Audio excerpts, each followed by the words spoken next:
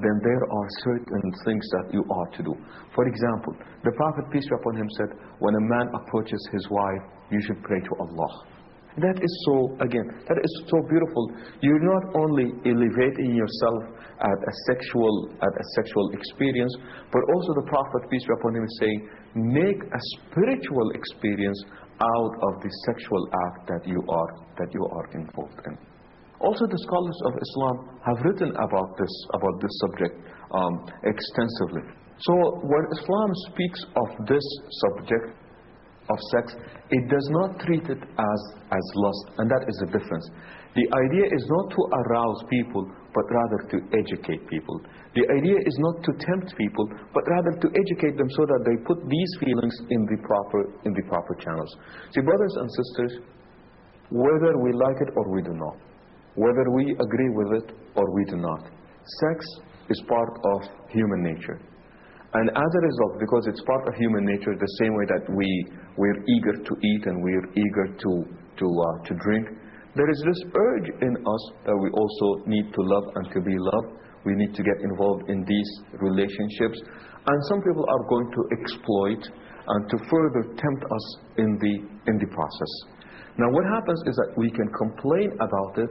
However, what is most important is that we bring a better alternative.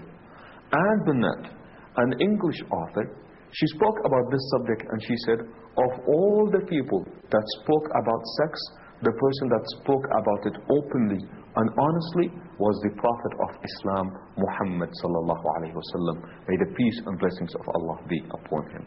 Why is that? Because he really treated it for what it is.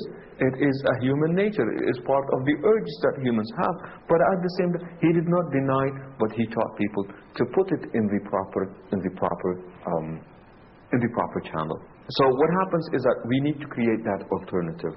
And Islam is not against it. Islam is against the practices where sex is commercialized, where women are dehumanized in the process of making sexual images out of them, in the process where they are used not because of their talent or skills or their achievements or any of that. They are reduced into sexual objects where I would get a brand name without really knowing who that woman is.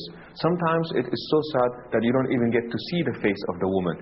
If it's a commercial about shoes, then you only see legs. If it's a commercial about anything where women are being dissected into different parts, as if we are saying, it is not you that we are interested in, but it's rather just only that part of you that we are interested in. Now this topic, with it we can go on and on, but I thought that I would provoke some of my brothers and sisters to further look into this topic and see what is it that we can achieve as a community in the formation of alternatives or educational programs looking into the beauty of the teachings of our beloved Prophet Muhammad sallallahu alaihi wasallam.